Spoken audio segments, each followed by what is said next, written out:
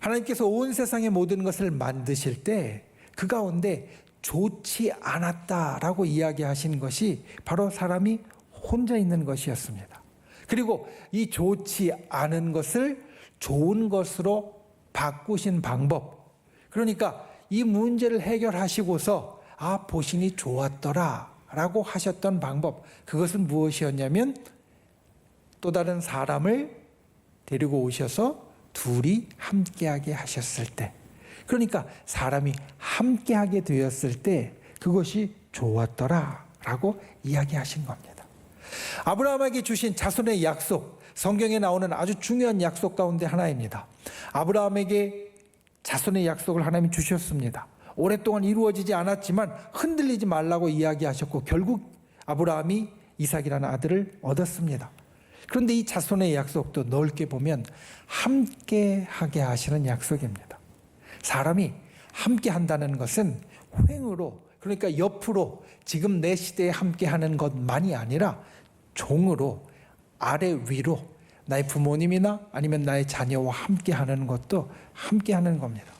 자손의 약속도 크게 보면 함께 하신 약속이 되어졌다는 겁니다.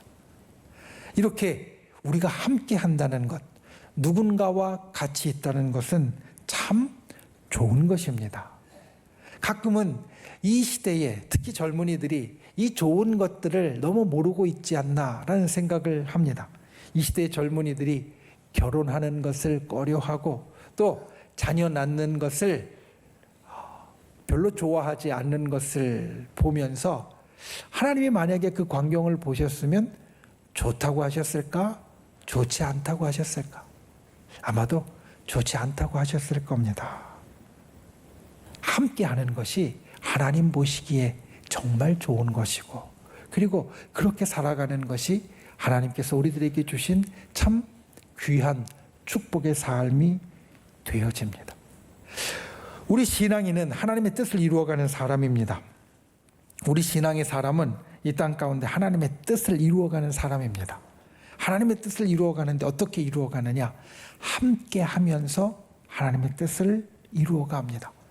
사람이 함께 하도록 만들어졌기 때문에 서로 함께 할 때 우리에게 바라시는 하나님의 뜻이 있고 우리에게 바라시는 하나님이 바라시는 모습이 있습니다.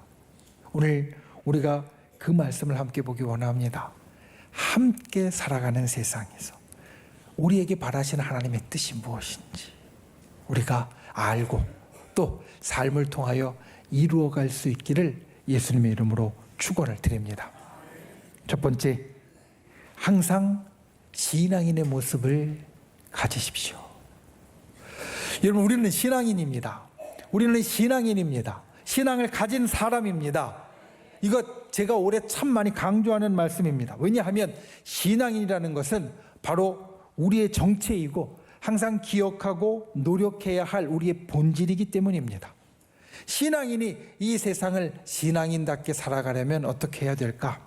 미국의 작가인 조셉 마테라 목사님이 세속화된 신앙인의 모습, 10가지 모습이라는 글을 썼습니다. 거기에는 신앙인이 이렇게 살면 신앙인처럼 안 보인다라는 10가지의 모습을 적고 있는데 그 중에 첫 번째가 이것입니다.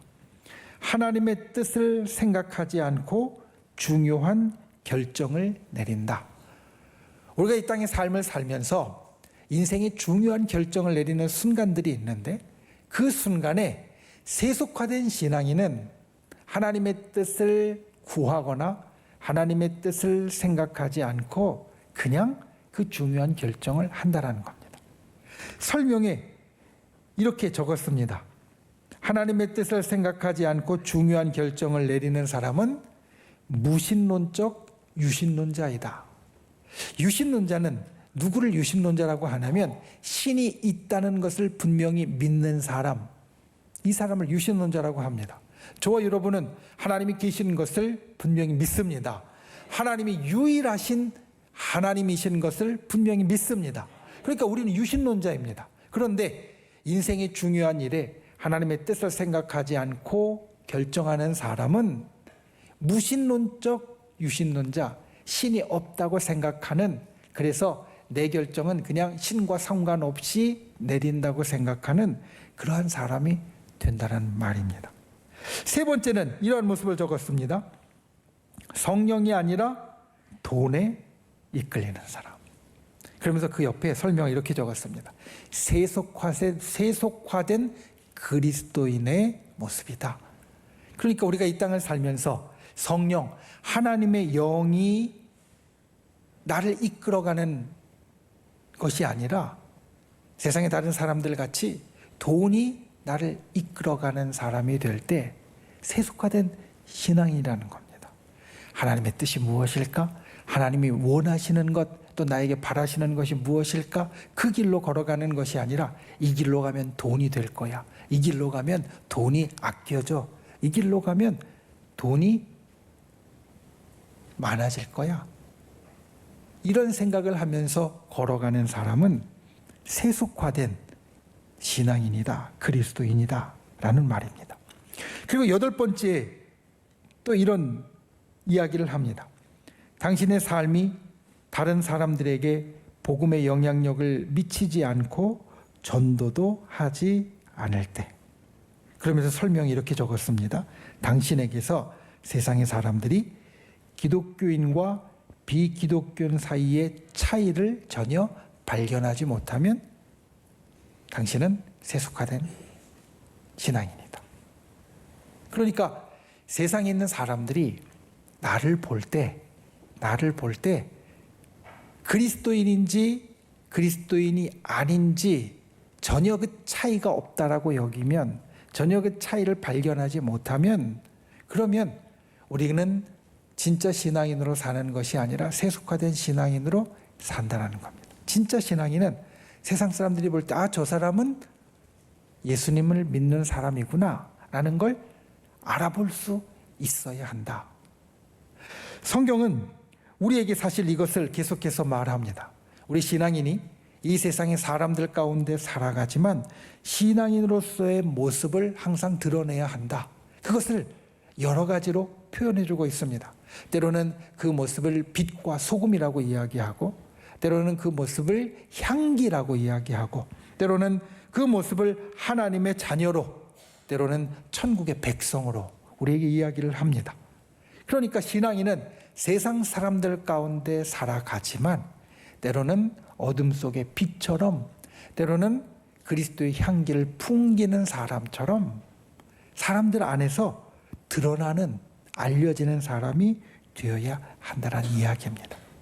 오늘 말씀, 우리 신앙인이 세상에 있는 사람들과 함께 살아갈 때 그 가운데 어떤 삶의 모습을 보여야 할까? 공동체 속에 살아갈 때 어떠한 삶의 모습을 보여야 하는가를 이야기해 주는 말씀입니다. 우리가 보는 로마서 12장, 오늘 본문이 포함되어 있는 9절부터 끝절까지의 말씀은 공동체 속에 살아갈 때 우리 신앙의 사람이 어떠한 모습으로 살아가야 하는가를 일러주는 말씀이고, 오늘 우리가 보는 12절과 13절 말씀은 그 가운데에 들어 있습니다. 여기에서는 크게 두 개의 공동체를 이야기합니다. 하나는 성도라는 공동체입니다. 믿는 사람들이 함께 모인 공동체. 또 하나는 세상 공동체라고 하여서 믿는 사람이 아니라 안 믿는 사람들이 같이 모여있는 공동체. 성도 공동체는 오늘날로 이야기하면 교회가 되어질 거고요. 세상의 공동체는 교회 바깥에 있는 공동체가 되어질 겁니다. 이 둘은 때로는 분리되기도 하고 때로는 같이 섞여 있기도 합니다. 그런데 이 둘 모두에서, 이 공동체나 저 공동체에서 우리가 신앙의 모습을 드러낼 수 있어야 한다. 오늘 말씀이 우리들에게 주는 첫 번째 권면이 바로 이것입니다.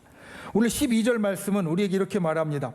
소망 중에 즐거워하며 환난 중에 참으며 기도에 항상 힘쓰라. 아까 말씀드린 대로 지금 이 말씀, 로마서 12장 9절부터 끝절까지의 말씀은 공동체 속에서 우리가 어떻게 살아가야 할까를 이야기해 주는 말씀인데, 그 가운데 있는 말씀이 이 말씀입니다. 소망 중에 즐거워하며 환난 중에 참으며 기도에 항상 힘쓰라. 신앙에 대한 말씀입니다. 이 말씀만 따로 떼어놓고 보면 이게 사람들하고 같이 있을 때 그러라고 하는 건지 나 혼자 있을 때 그러라고 하는 건지 사실 구분이 되지 않습니다. 그런데 아까 말씀드린 대로 사람들과 함께 있을 때 우리에게 있어서 모든 모습, 그 모습의 근본이 신앙의 모습이 되어야 한다. 이 말씀이 주는 것이 바로 그것입니다. 여러분, 우리는 소망 가운데 즐거워하는 사람이 되어야 합니다. 우리에게는 미래의 소망이 있습니다. 구원의 소망이 있고 천국의 소망이 있고 기적의 소망이 있고 하나님 역사의 소망이 있습니다. 그리고 이 소망을 가진 사람으로 날마다 살아갑니다. 살아갈 때 우리들에게 나를 즐겁게 하는 여러 가지 것들이 있습니다. 때로는 즐거운 놀이나 게임을 통해서 우리가 즐거움을 얻을 수 있고, 때로는 내가 정말 바라던 것을 구입하면서 사면서 내가 즐거움을 가질 수도 있습니다. 때로는 값진 것을 좀 모으는 데에서도 우리는 즐거움을 가질 수가 있습니다. 이 모든 것들은 우리를 즐겁게 하는 것 맞습니다. 그런데 우리를 즐겁게 하는 근원은 세상적인 것이 아니라 믿음의 일들에서 신앙의 일에서 나와야 한다. 소망 중에 즐거워한다는 것은 바로 그것을 이야기합니다. 왜냐하면 세상의 즐거움은 변합니다.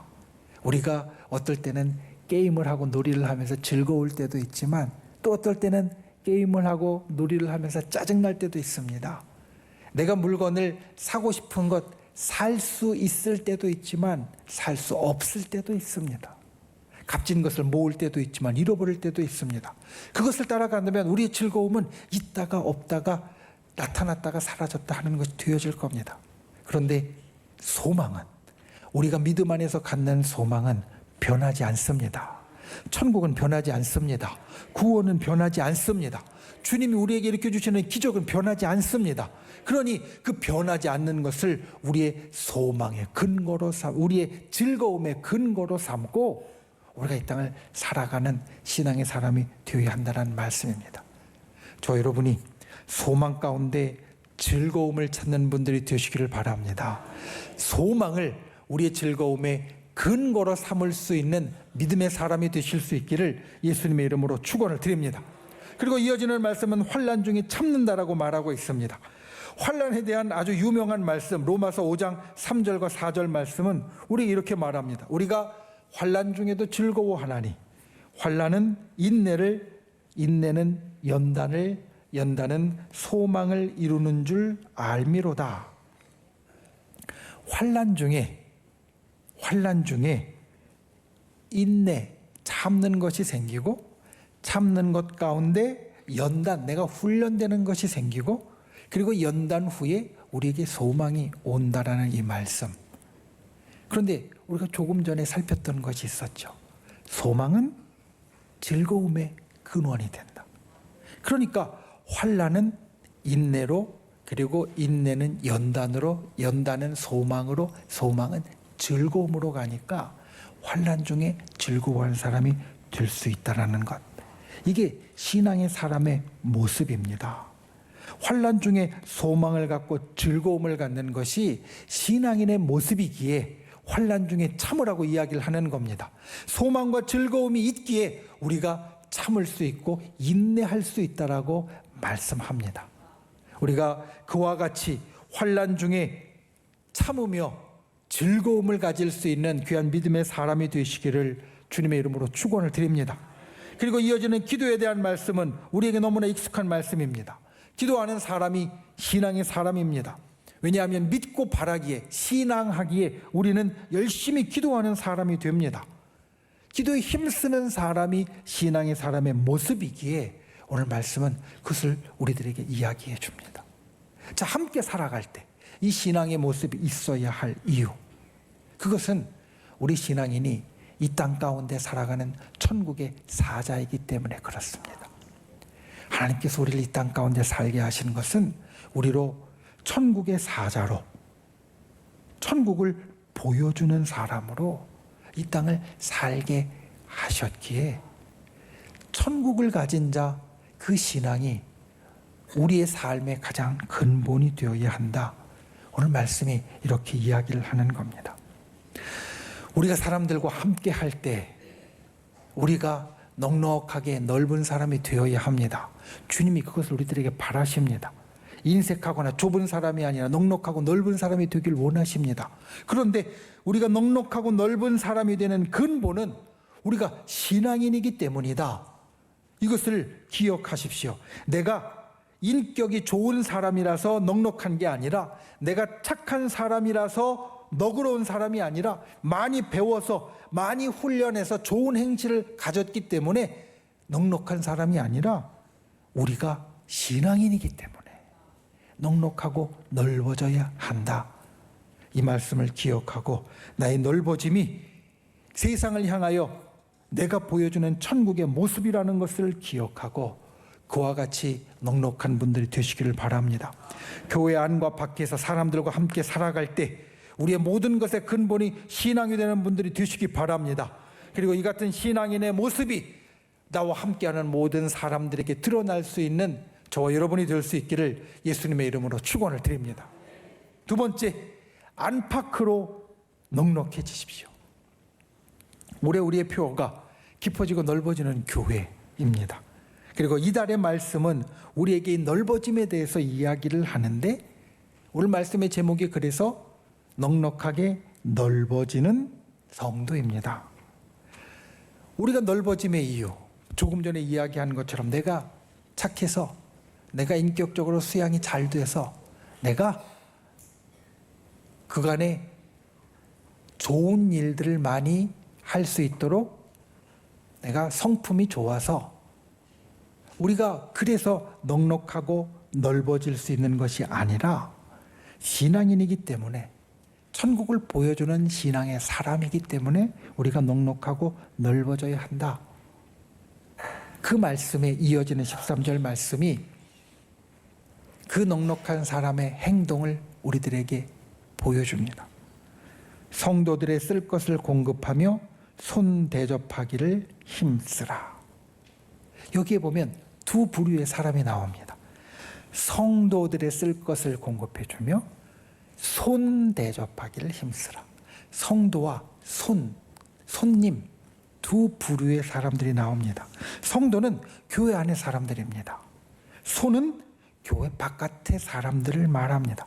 그러니까 우리 신앙인이 넉넉하게 품고 그리고 우리의 삶의 모습과 행동을 보여주어야 될 사람은 교회 안에 있는 사람들 뿐만 아니라 교회 바깥에 있는 사람들에게도 그와 같은 것을 보여주어야 한다라는 말씀입니다. 사실 초대교회가 이렇게 하나님 앞에 성장하고 커지게 되어진 것, 복음이 전파되게 되어진 것은 크게 두 단계로 되어졌습니다. 첫 번째는 우리가 본래부터 하나님이 선택한 백성이라고 이야기했던 이스라엘 사람들 안에서 복음이 전파되고 그리고 하나님의 역사가 일어나게 됩니다. 그리고 나서 두 번째로 어떻게 되어지냐면 그 바깥에 있는 사람들에게, 이방인이라고 불렸고 본래 하나님이 백성이 아니었던 사람들에게 복음이 전파되고 그리고 그들에게 구원의 역사가 일어나게 되었다는 말입니다. 복음 전도는 우리에게 있어서 사랑하는 모습과 말씀을 전하는 것과 돌보아 주는 것이 다 포함되어진 것이고, 초대교회 때부터 이 모습은 교회 안에 있는 사람들뿐만 아니라 교회 바깥에 있는 사람들에게도 이루어졌던, 내가 넓어지는 대상에는 성도뿐만 아니라 바깥에 있는 손님들도 포함되었다는 겁니다. 저 여러분이 이와 같이 넓어질 수 있는 분들이 되시기 바랍니다. 우리가 넓어질 때 교회 안에서 사랑하면서 서로 돌보아주면서 넓어지는 것, 우리에게 꼭 필요한 겁니다.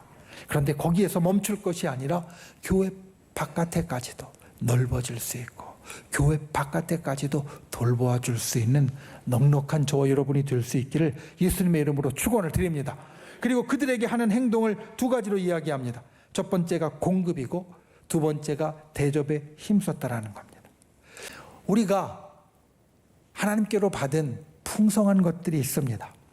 그것이 건강이든 또 그것이 재물이든 또 그것이 어떤 물건이든 또는 내 마음속에 있는 열정이든 의욕이든 내게 풍성한 것들이 있습니다.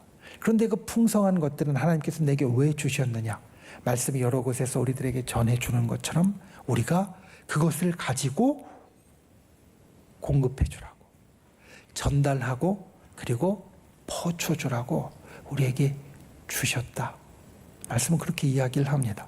결코 내게 풍성한 것, 내가 쓰고 남는 것들은 버리든지 남는 것들은 내가 혼자 쟁여놓든지 이러는 것이 아니라 내게 풍성한 것, 물론 나에게 쓰라고 주신 것이지만 내게 풍성한 것은 내가 쓰고 또 그것들을 사람들에게 퍼쳐서 공급해주는, 우리가 그렇게 해주는 것이 공급해주는 것이 된다는 말씀입니다.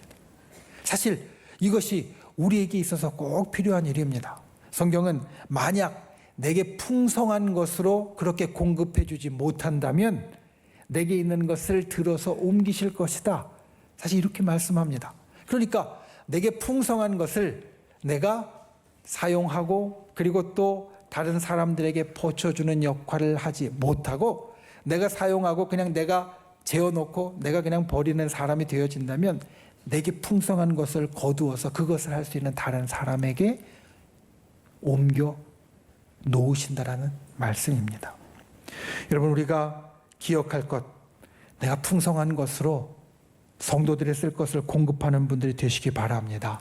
즐겨 공급해 주는 분들이 되시기를 바랍니다. 내게 주시고 풍성하게 한 것은 바로 그것 때문에 주셨다. 나의 공동체를 풍성해지도록 만들도록 주셨다. 넉넉해지게 만들도록 나에게 그걸 주셨다.